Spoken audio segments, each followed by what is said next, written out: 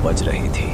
आसमान से बारिश ऐसे गिर रही थी जैसे सड़कों को धो डालना चाहती हो। अर्जुन एक ट्रक ड्राइवर था जो चुपचाप रात के अंधेरे में इल्लीगल सामान इधर से उधर करता था।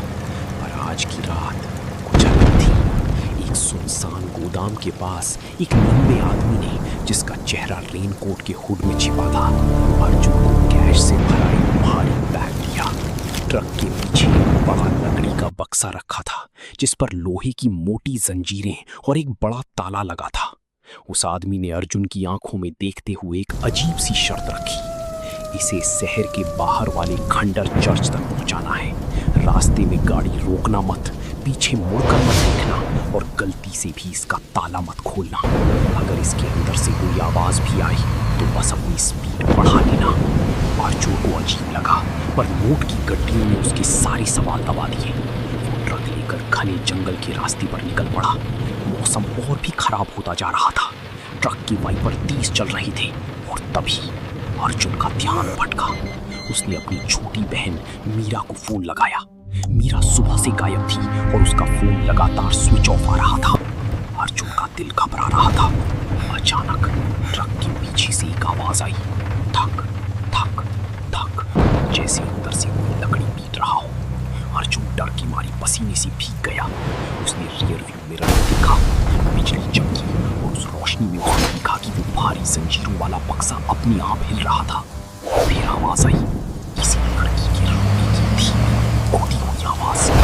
अर्जुन ने ट्रक भगाने की कोशिश की, पर अचानक इंजन से धुआं निकलने लगा और ट्रक एक सुनसान सड़क के बीचों बीच बंद हो गया।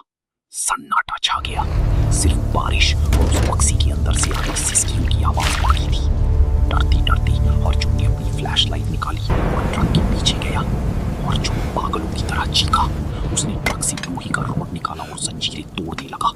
ताला टूटते ही उसने बक्सा खोला। अंदर जो था उसने अर्जुन की रूह तक कांपने पर मजबूर कर दिया। अंदर उसकी बहन मीरा की लाश थी।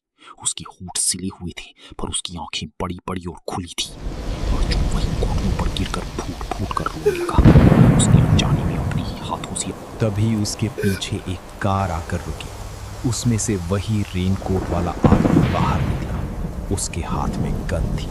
वो वही कातिल था जो अर्जुन की ही मदद से लाश ठिकाने लगवा रहा था, और अब वो इकलौते सबूत अर्जुन को मारने आया था। उसने अर्जुन पर बंदूक दागी, पर अचानक हवा बिल्कुल ठंडी हो गई। बारिश की बूंदें जैसे हवा में ही जम गई। आदमी ने ट्रिगर दबाया, पर गन चली ही नहीं।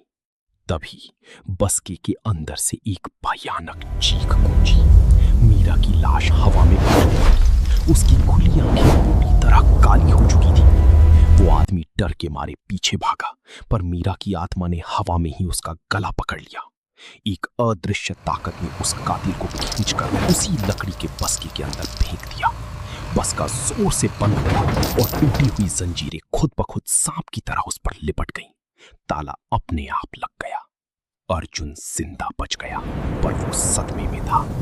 आज भी उस जंगल में वो बस्का पड़ा है और रात के अंधेरे में उसके अंदर से जंजीरें